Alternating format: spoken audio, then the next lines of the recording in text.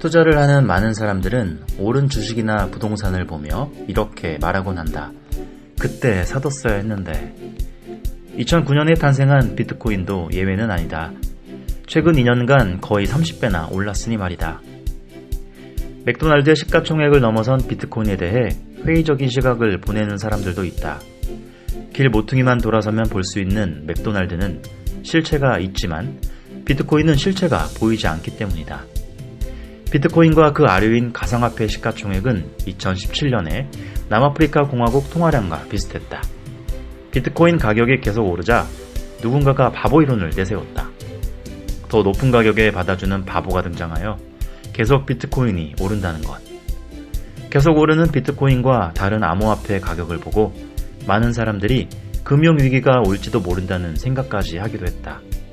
하지만 이코노미스트는 가상화폐 시가총액이 애플의 시가총액보다 낮다며 암호화폐가 경제 시스템의 위기를 몰고 올 가능성은 높지 않다고 보고 있다. 한국에서는 과열로 인해 다른 시장의 비트코인보다 가격이 높게 형성되었다. 규제에 대한 이야기가 돌자 가격 변동성은 더욱 커졌다.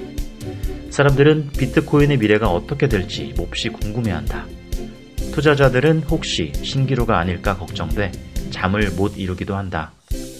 이런 상황에서 혼동을 해서는 안 될 것이 있다. 바로 비트코인과 블록체인의 관계이다. 대표적인 암호화폐인 비트코인이나 이더리움은 분명 블록체인 기술을 이용한 것이다. 하지만 비트코인은 블록체인이 아니다. 비트코인이 혹시 사라진다 하더라도 블록체인 기술은 남을 것이다. 그렇다면 암호화폐와 블록체인과의 관계는? 조원경 기획재정부 국장은 이렇게 말한다. 4차 산업혁명의 개념이 등장한 이후 직장을 얻기도 힘든 세대에게 적은 자본으로 큰 돈을 벌 수 있었던 비트코인이 기회였을지는 모르겠습니다. 그러나 투자와 투기는 다른 것이고 최소한 블록체인이 무엇인지 비트코인의 탄생 배경과 정체에 대해서는 알고 투자해야 합니다. 블록체인은 거래자 모두가 거래 장부의 공유와 대조를 통해 거래를 안전하게 만드는 보안 기술입니다. 쉬운 예를 들면서 블록체인의 원리를 설명해 보지요. 한 동네에 사는 갑의 밭을 을과 병에게 팝니다. 이것은 4인 간의 계약입니다. 그런데 이 세 사람만 계약해선 불안합니다. 그래서 등기소에 가서 공증을 해야 합니다. 사실 서로 믿을 수 있다면 등기소에서 공증할 필요가 없습니다. 동네 사람 모두에게 이 사실을 알릴 수도 있으니까요. 세 사람은 고민 끝에 계약서를 수천 장 만들어 온 동네 사람에게 다 나눠주고 보관하게 합니다. 이 공개가 블록체인에서 중요합니다. 나중에 셋 중 하나가 변심해도 계약서 변조는 어렵습니다.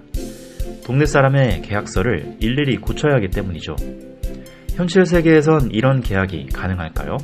불가능하겠죠. 거래할 때마다 동네 사람을 다 모아야 하는 건 얼마나 불편한 일이겠어요. 이와 달리 디지털 세계에서는 동네 사람이 인터넷에 연결만 돼 있으면 블록체인 기술을 이용해 계약서를 공유할 수 있습니다. 수시로 대조도 가능합니다. 이것은 일종의 소유권에 대한 합의 과정이라 할 수 있습니다. 블록체인을 통해 제3의 중개기관 없이 거래, 공개, 합의라는 세 가지가 확실하다면 신뢰가 생깁니다. 블록체인은 중앙 서버 없이 계약 내역이나 중요 정보를 담은 계약서를 참여자 모두가 안전하게 공유할 수 있도록 지원하는 보안 기술입니다. 게다가 블록체인은 참가자 모두의 컴퓨터가 네트워크를 구성하기에 분산 데이터베이스 기능도 하고 있어 거래 추적도 쉽습니다. 각 개인의 컴퓨터는 노드가 됩니다. 블록체인이라는 선을 잇는 하나의 점이라 생각하면 됩니다. 흑자는 비트코인이 중개기관을 없애는 지급수단이기에 비자카드 시가총액을 넘는 것은 당연하다고 말합니다. 하지만 최근 비트코인이 신용카드처럼 결제가 빠르지도 않고 수수료도 높아지고 있어 그런 주장이 액면 그대로 받아들여질 수 있을지 모르겠습니다. 그러나 이메일이 인터넷의 위대함을 가르쳐 주었듯이 비트코인이 블록체인 기술의 위대함을 가르쳐 줄 수 있습니다. 비트코인과 경쟁, 가상화폐 간의 경쟁은 치열해질 전망입니다.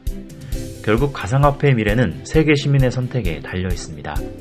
즉, 가상화폐가 세계 시민에게 얼마나 신뢰를 받느냐가 생존을 위해 가장 중요한 것이죠. 중앙은행이 가상화폐를 사용하는 것을 연구하는 상황에서 가상화폐의 미래를 속단하는 것은 바람직하지 않다는 것을 잊지 마시길 바랍니다.